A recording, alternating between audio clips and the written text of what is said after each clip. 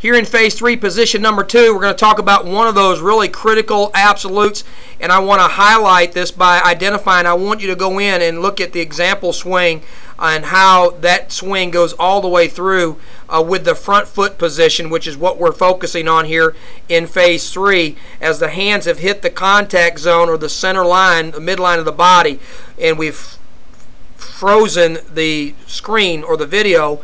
This position is vitally important. It's one of the ones I'm looking at because, again, as I referenced in phase 2, one of the things we discovered with what the front side foot will do is that if it's not controlled, it will, being allowed to move open off of the plate in this process, what you're going to have is the same effect as you have with the teeter-totter, whereas if one end of the teeter-totter goes up, then the other side obviously is going to go down. Well, as that example is paralleled with hitting, as the front side foot opens off the plate prior to the hands hitting that contact zone that you see there, if the foot moves off, the shoulder also moves up.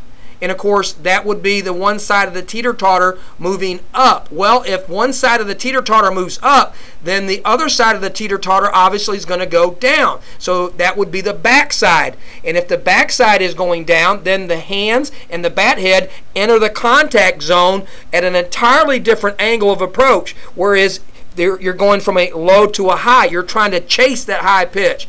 We also use an example here of why it's important to keep the front side foot closed as of a hawk attacking from the top of a tree. That's why they are perched so high, because they can see everything from up top, and then it's easier for them to swoop down. Well, the whole concept of what we're trying to do here is to maintain the integrity of the hand position through phase 1, phase 2, so that as the hands and the bat head swoop into the contact zone, they're doing so from a perched position that allows them to not only get to any of the pitches from the top of the strike zone on down, but do so effectively and consistently. Well, if you are in that teeter-totter example with a front foot that's flying open in the process, or has flown open prior to the hands hitting contact, then you're going to have a situation to where you're going to have the hands coming in from a low position, or in other words, you've put that hawk, instead of at the top of the highest point, he's down there somewhere in midline. He cannot attack with the same velocity, or does he have the same visual capacity?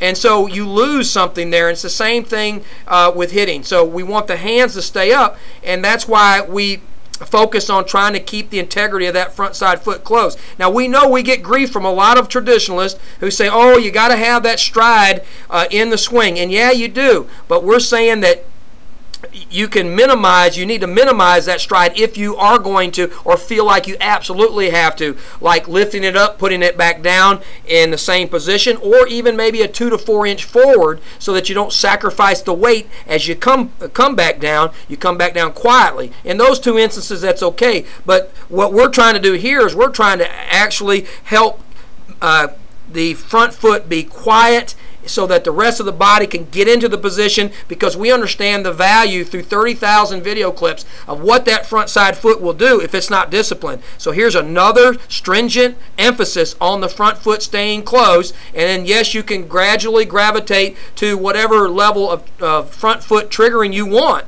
But again, I say you break it down and take a step back, isolate that movement so you can control it on the tee and in batting practice situations, so that it allows the rest of the body to do what it can do effectively, as you've basically neutralized the front side foot from being the steering wheel taking you away off the plate. So any movement away from the plate is going to cause problems. Again, not to be redundant, but to drive the point home. We want to learn how to discipline that front side foot, and you're going to hear it over and over again. So when the hands hit that zone, that line there in phase 3 that we mentioned in position number 1, this position right here is exactly what I'm looking for. And when I get hitters who are in that position close, I'm getting guys that can make contact on accelerated velocities, and they can be 8, 9, and 10s that are hitting upwards of 75 to 80 miles an hour. They can get the bat head to it, and consistently, because of their ability to